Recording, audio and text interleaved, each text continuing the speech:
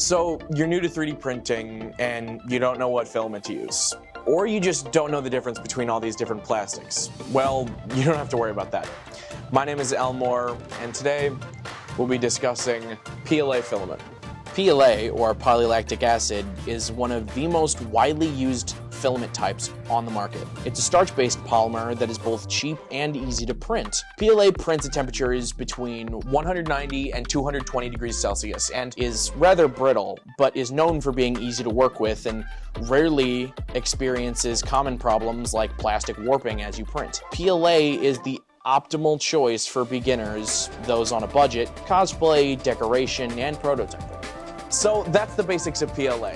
Come try printing with it here at the Bechtel Center. We have 3D printers ready for use for your projects. And don't forget to check back in next time for our next video. Until next time, keep creating and boiler up.